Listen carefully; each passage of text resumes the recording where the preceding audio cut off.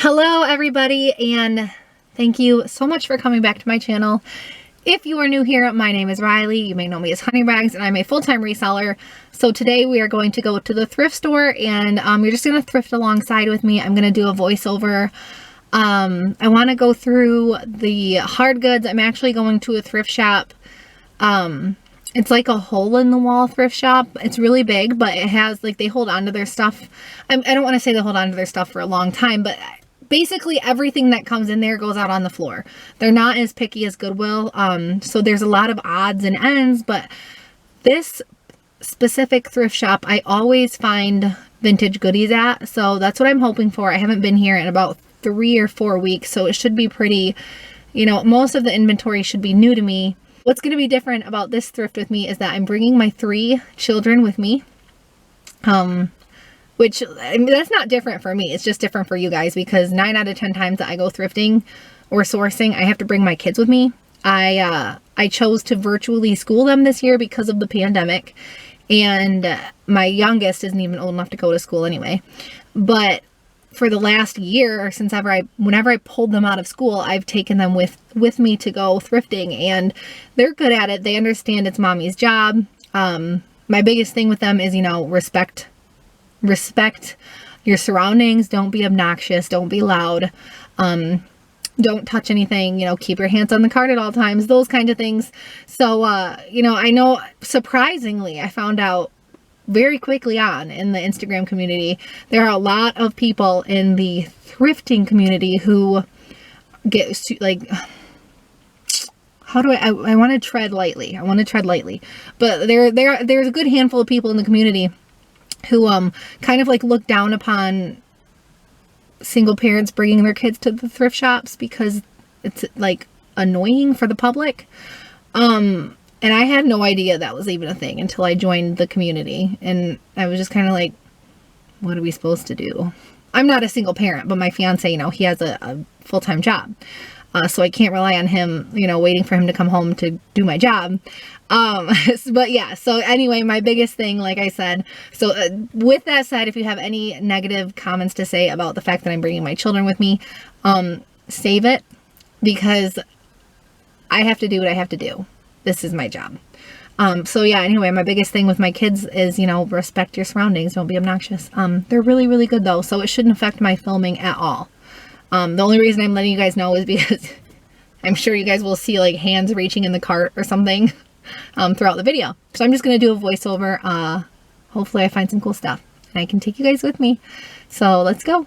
This was the first thing that piqued my interest as I walked in. It's a vintage, I want to say 1940s, possibly 1950s icebox, aka refrigerator. They want $299 for it, and I mean, yeah, these are coming back and they're super collectible, and some of the teal and pink ones you can get like probably upwards of $1,000 for or more. But I mean, this was really battered and not restored at all, so I don't know if they're gonna get $300 for that. I did think it was interesting, so I wanted to show you guys. So this was one of the tables that was set out. This thrift shop randomly will set out tables of stuff that they think is like collectible, I think. As you can see, they put out like Smurfs, they put out some baseball cards. This is an UNESCO kitschy 1950s vase, and it has that cute little kitschy deer on the front, which is why I picked it up for $4.99. I think I'll be able to get about maybe 28 to 30 on Etsy for that piece. Now I'm looking through the vintage glasses, and I should say Trojan horse shot glass is mid-century. And if I would have found the whole set, I have no doubt I would have been able to sell the set for about $40, I believe. And that's without looking up the comps, but unfortunately I only found one. That mug that I just showed you guys with those really cool retro flowers is a 1970s Japanese stacking mug, which are pretty collectible, but they're not that hard to come by because they were really popular in their heyday, so there's a lot of them out there. I did end up picking that one up though because I wanted to keep it for myself because I really like the color combination on that. Now I'm just kind of looking through the mugs. That dad mug is actually a milk glass mug, which are pretty collectible, but that piece is not. So these are 1970s Rubbermaid and Fenwick glasses. I shouldn't say glasses, cups. These are like a nice heavy duty plastic, which actually people will buy these on Etsy if you have the full set. A lot of people who like have the whole campwear vibe going on in their house or cabin, or honestly, even if they're just campers, will buy sets of these vintage plastic cups. That was not a set, so I left them behind. This is a Fire King Primrose pattern casserole dish. Unfortunately, the Fire King Primrose is not a sought after pattern, which is why I left it behind. My son wanted this basket for 49 cents. It would hold like one egg. It's really cute, but out of everything in the store, that's what he picked out. He was like begging me for it. So I was like, you know what? Let's get it.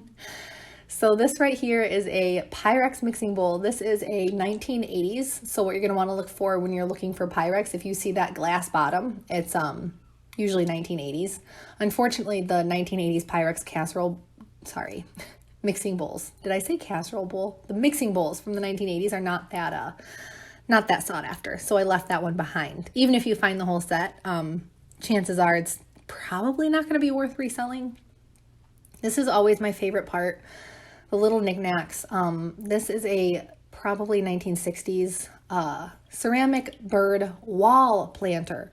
So it has it's actually called a wall pocket, I believe. This was really cute. This is a little Napco bunny, super kitschy, probably 1950s.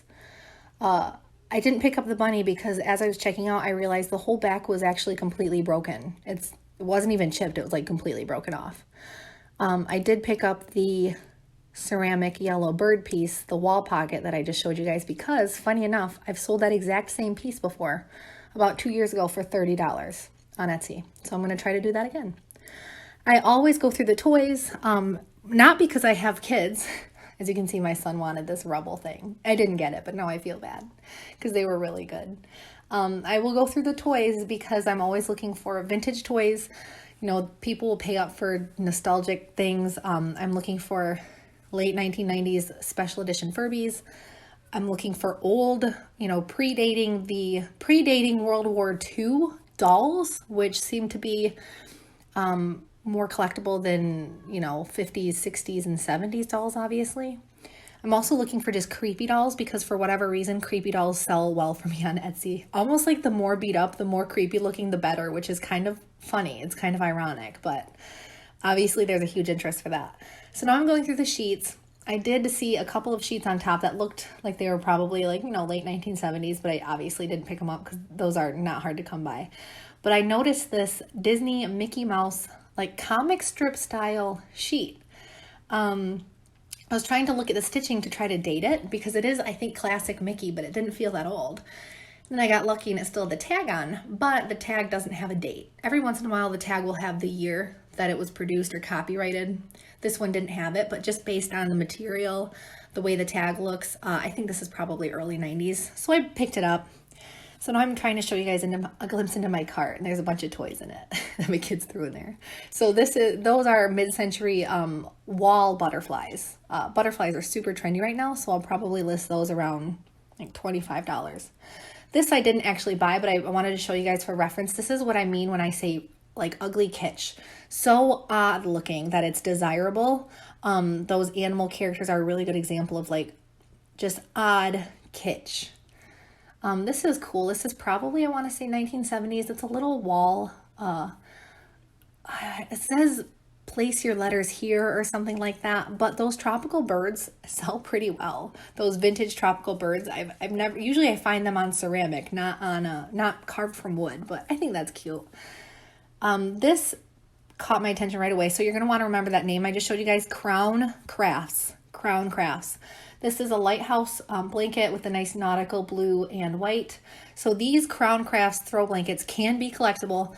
They can sell anywhere from, as low as $18 to as high as $70, $60, $50, somewhere around there. I think I'll be able to sell that one around $35, just based on the style alone. So you're going to want to remember that Crown Crafts throw blankets.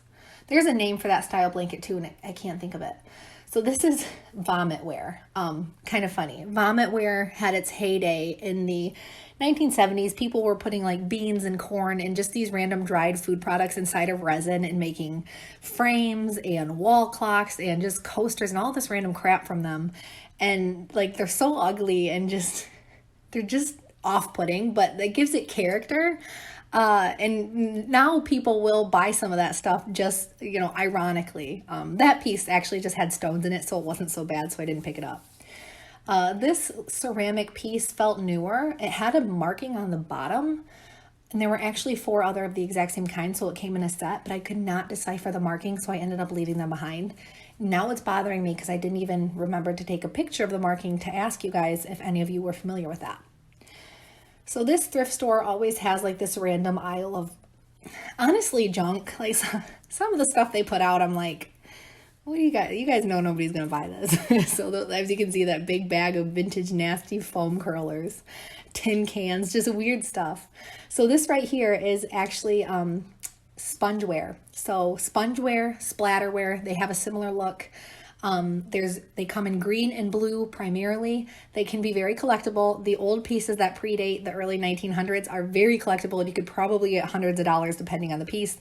This specific piece was actually, I feel like a newer, probably mid-century reproduction, which honestly, I still think it will sell because of the style. So spongeware and splatterware are very collectible.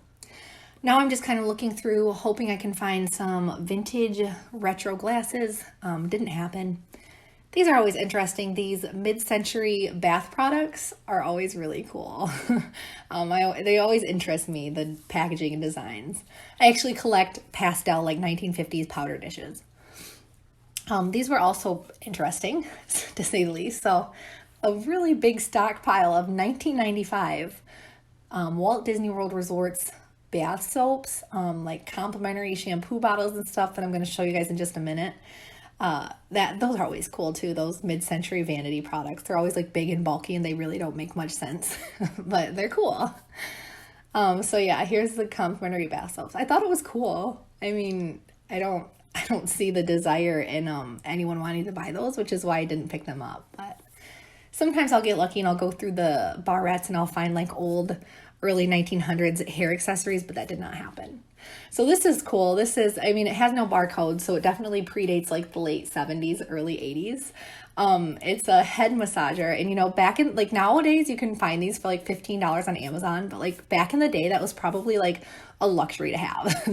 that head massager was probably, really like so cool. What a cool product for them.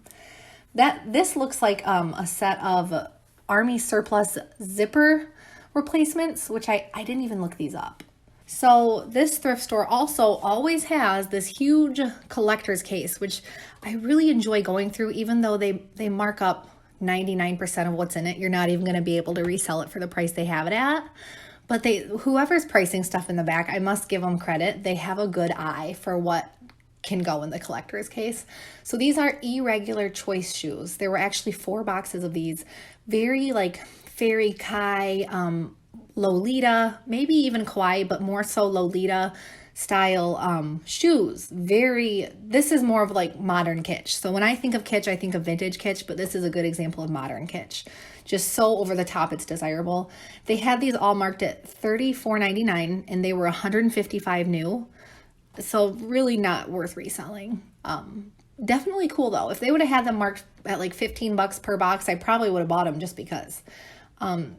They always put cool, weird, random stuff in here. Every once in a while, they'll put like TYs in here and they're marked at like $10. And I'm like, you're not going to sell that. They had a little Chewbacca back there, but it was actually a modern one. So you're about to see my most expensive find of the entire day right there. You see that little purple elephant? I'm going to tell you guys all about him in just a second. And that black cat next to him I also purchased. So I'm going through the blazers. I actually did go through the women's blazers and the women's dresses because, like I said, this is my vintage sweet spot.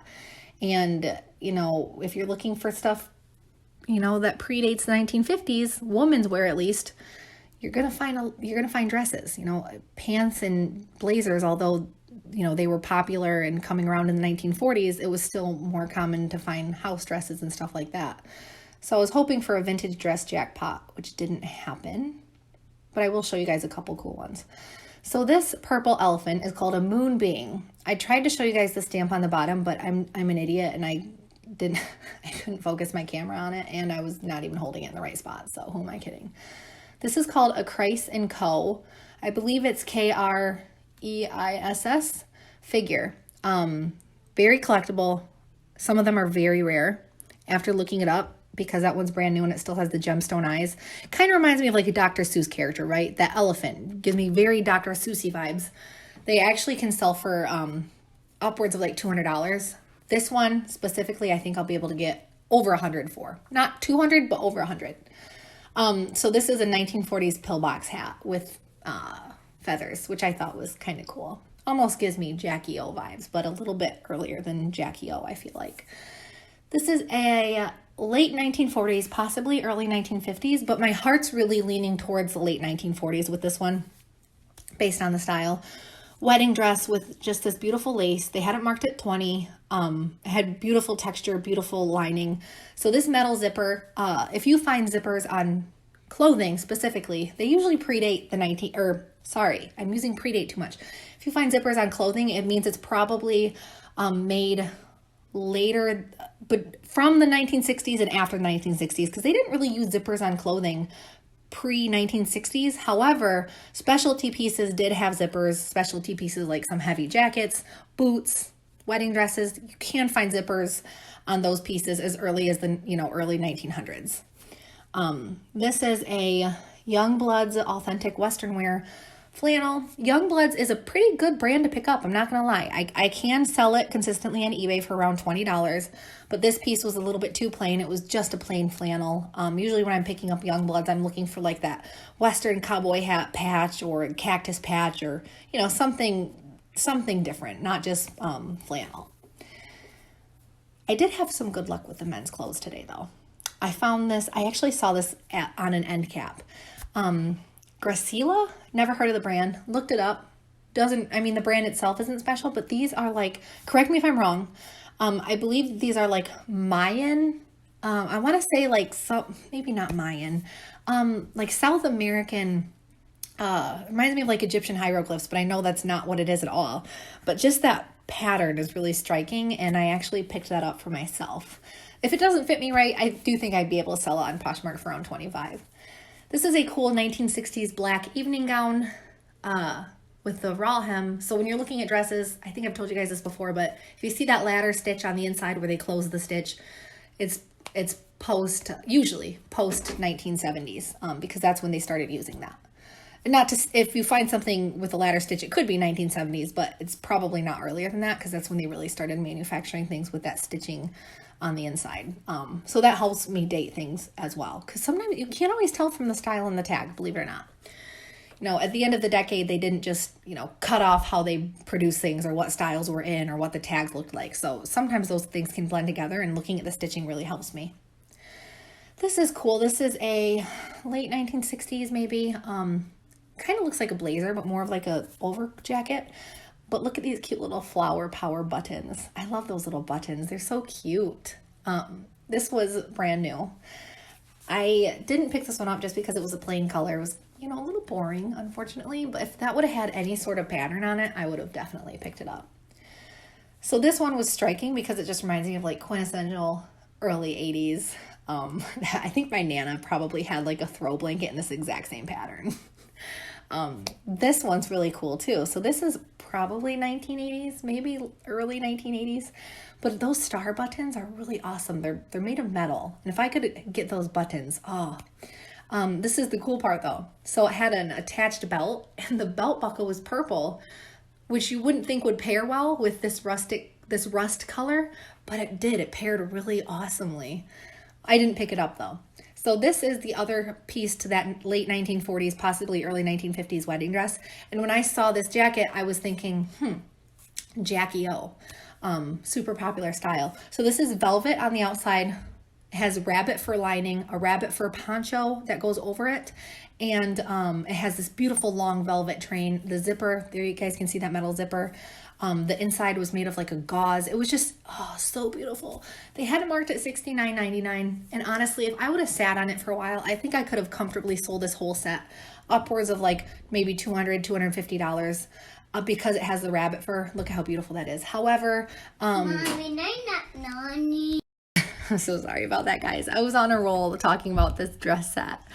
And then my 3-year-old came barging in here, like talking as loud as humanly possible for the size of his voice box.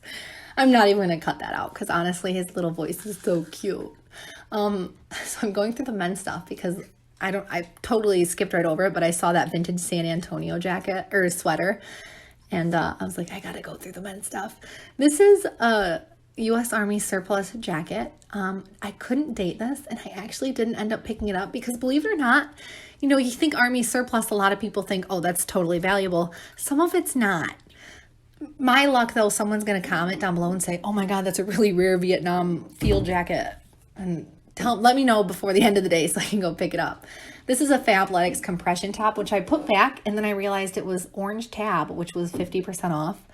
I put back that piece because it did not have the size tag. And compression stuff is kind of weird because you can provide measurements, but it still may not fit right because it's compression.